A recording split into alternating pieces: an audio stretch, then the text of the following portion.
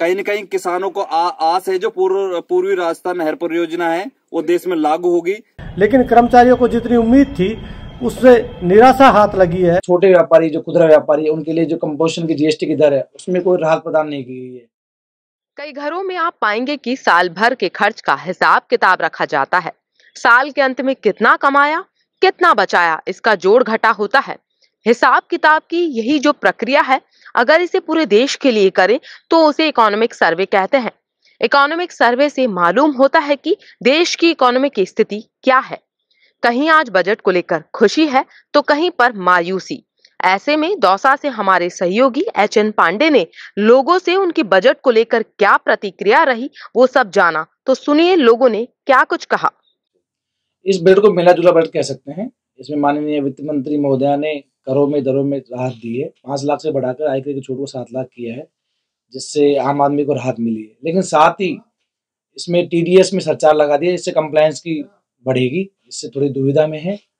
और MSME startup के लिए नई स्कीम लाया है, उससे युवा आदमियों को लाभ मिलेगा। और इसमें अपने ई कॉमर्स ऑपरेटरों के लिए कंपोजिशन स्कीम को बहाल किया है। लेकिन साथ ही छोटे व्यापारी जो खुदरा व्यापारी है उनके लिए जो कंपोजिशन की जीएसटी की दर है उसमें कोई राहत प्रदान नहीं की गई है। और जीएसटी पोर्टल पे नए कंप्लायंस के प्रावधान लाए हैं। जो तकनीकी खामियां थी उनको दूर करने का कोई प्रयास नहीं किया गया है, जिससे व्यापारी दुविधा में है।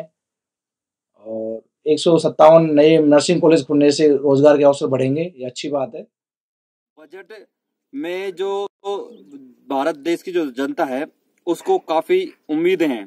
जो हमारे किसान भाई हैं और जो ईआरसीपी का मुद्दा है, कहीं न कहीं किसानों को आस है जो पूर्वी राजस्थान नहर परियोजना है वो देश में लागू होगी, जिससे प्रत्येक किसान के खेत तक पानी पहुंचेगा और देश हरा भरा हो पाएगा। साथ ही जो गैस सिलेंडर के जो दाम बढ़े हुए हैं, कहीं न कहीं बजट में उनके जो हमारे क्षेत्र की जनता है, जो देश की जनता है, उसको आस है कि जो गैस सिलेंडर के दाम कम किए जाएं, जिससे जो जनता है उसको राहत मिल सके।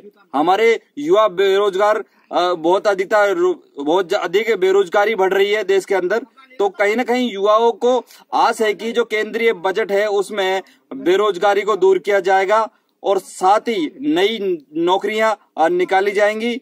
इसके साथ ही जो अभी हाल ही में जो देश में जो किसानों की जो फसल है, कहीं न कहीं वो पाले के कारण या अतिवृष्टि के कारण बर्बाद हो गई है, उसका मुआवजा भी मिलना चाहिए। धन्यवाद। केंद्र सरकार द्वारा आज बजट जो पेश किया गया है, उस बजट से कर्मचारियों में भारी मायूसी है। कर्मचारियों को विश्वास था कि केंद्र सरकार पुरानी पेंशन बहाल करेगी, लेकिन बजट के अंतर्गत इसमें कुछ भी शामिल नहीं किया गया है। वहीं दूसरी ओर जो इनकम टैक्स की स्लेब है उसमें बदलाव तो किया गया है, लेकिन कर्मचारियों को जितनी उम्मीद थी उससे निराशा हाथ लगी है। दूसरी तरफ शिक्षा के क्षेत्र में कोई नई योजनाएं केंद्र सरकार द्वारा इस बजट के अंतर्गत नहीं लाई गई। वहीं जो 8वें वेतन आयोग से संबंधित जो विसंगतियां थी उसको दूर करने की भी आशा थी कर्मचारियों को, वो भी इसके अंदर दूर नहीं हो पाई। दूसरी तरफ जो मनुष्य की आधारभूत सुविधाएं है, पेट्रोल है, डीजल है, उस पर भी कोई कमी नजर नहीं आई। उससे देश के अंतर्गत जो महंगाई बढ़ रही है, उस महंगाई को निजात दिलाने के लिए केंद्र सरकार ने इस बजट में कोई भी शामिल नहीं किया गया है।